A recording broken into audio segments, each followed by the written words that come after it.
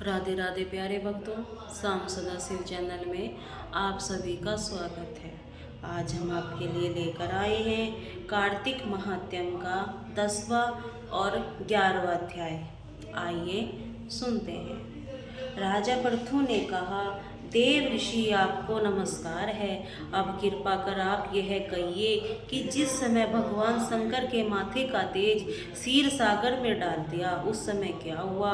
नारद जी ने कहा, हे राजन, अब शंकर जी ने क्षीर सागर में डाल दिया तो वह शीघ्र ही बालक होकर गंगा सागर में संगम पर बैठकर संसार को भय देने वाला रुदन करने लगा। उसके रुदन से समस्त संसार व्याकुल हो उठा।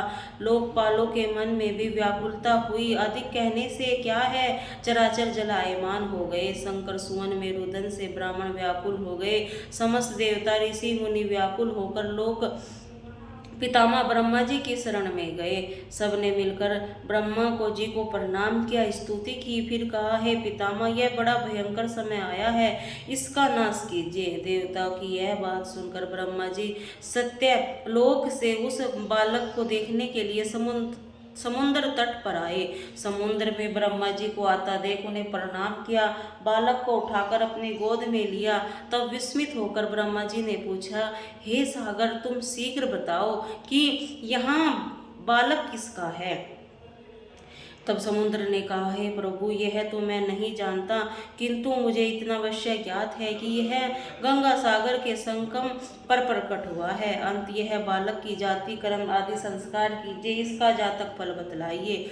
नारद जी कहते हैं कि उधर तो सागर ब्रह्म जी से ऐसे कह रहा था, उधर सागर पुत्र भी ब्रह्मा जी को गले में हाथ डालकर बार बार उनको आकर्षण कर रहा था। अब तो उनके ब्रह्मा जी का गला जोर से पकड़ा और वे पीड़ित हो नेत्रों से आंसू डालने लगे। किसी प्रकार उन्होंने अपनी दोनों हाथ से जोर से लगाकर गला छुड़ाया और सागर से कहा, सुनो, मैं तुम्हारे पुत्र का जातक फल कहता हूँ। मेरी आंखों में जो जल निकलता है, इसी कारण इसका नाम जलंधर होगा। यह पैदा होने के साथ ही तरुण हो गया था। इससे यह शास्त्रों का पारंगत, महापराक्रमी, महावीर, जवान और रण दुर्गम तथा सभी दैत्यों का परागंत और भगवान विष्णु को जीतने वाला होगा। यह कहीं भी नहीं हारेगा। एक भगवान शंकर को छोड़कर सबसे अवस्थित होगा। जहाँ यह उत्पन्न हुआ है फिर वहीं जाएगा। इसकी पत्नी बड़ी पतिव्रता, सौभाग्यशाली और स्वांग सुंदरी, परम मनोहर, भृगु भाषणी और शील सागर होगी। नारद जी ने कहा, हे राजन, सागर से यह कहकर ब्रह्मा जी ने शुक्राचार्य को बुलाकर बालक का राज्याभिषेक कराया। फिर अंतर ध्यान हो गए। अब तो उस बालक को देख सागर बहुत प्रसन्न हुआ और कितने ही उपाय से उसका पालन कर बड़ा किया। फिर काल नामक असुर को बुलाकर उसकी वृंदा नाम की पुत्री से उसका विवाह कर दिया और शुक्राचार्य के प्रभाव से वह दैत्यों पर राज्य करने लगा। नारद जी ने कहा, एक समय जलंधर अपनी पत्नी सहित असुरों में सम्मानित हो सभा में बैठा था तो परम कीर्तिवान शुक्राचार्य जी वहां पहुंचे, जिनके तेज से सब दिशाएं प्रकाशित हो गई। गुरु जी को आता देखकर असुर सहित सागर पुत्र को उठकर बड़े आदर से उनको प्रणाम किया। तेजस्वी शुक्राचार्य ने सबको आशीर्वाद दिया। फिर एक आसन पर बैठकर सब दैत्यों को यथा स्नान पर बैठ गए और सागर पुत्र के नम्रता से यह प्रश्न किया, हे गुरु, की राहु का सर किसने काटा था? आप हमें यह बतलाइए। इस पर भी शुक्राचार्य जी ने विरोधक पुत्र हिरण्यकश्यपु और उसके धर्मात्मा पौत्र का परिचय देकर देवताओं और असुर द्वारा समुद्र मंथन के संक्षेप में सब कथा कहकर यह बतलाया। जब समुद्र में अमृत निकला तो उसे देव रूप ने राहु पीने चला। इस पर इंद्र के पक्षपाती भगवान विष्णु ने राहु का सर काट डाला। यह सुनने के साथ ही जलंधर के नेत्र लाल हो गए। उसे बड़ा क्रोध आया। फिर अपने धर्षमर नामक दूत को बुलाकर गुरु का कहा हुआ वृत्तांत सुनाया और उसे यह आज्ञा दी, तुम शीघ्र ही इंद्रपुरी में जाकर इंद्र को मेरी शरण में ले आओ। धमसर जलंधर का बड़ा त्रिगुण दूत है, शीघ्र ही उसे इंद्र को दुर्षमा नामक सभा ले जा पहुंचा। जलंधर के शब्दों में कहा, रे देवताओं, तुमने समुद्र को क्यों मथा और मेरे पिता के सब रत्नों को क्यों ले लिया? ऐसा करके तुमने अच्छा नहीं किया। यदि तू अपना भला चाहते हैं तो उन सब रत्नों सहित देवताओं के साथ मेरी शरण आ, अन्यथा हे सराधम, मैं सत्य कहता हूँ तेरा राज्य विध्वंस हो जाएगा। इस पर इंद्र बहुत विस्मित हुआ और कहने लगा, पहले सागर में मेरे भैंस से सब पर्वतों अपनी खुशी में क्यों स्नान दिया? मेरे शत्रु दैत्यों की क्यों क्षमा की? इसी कारण मैंने उनको सब रत्न हरण किए हैं। मैं सत्य कहता हूँ मेरी द्रोही सुखी नहीं रह सकता।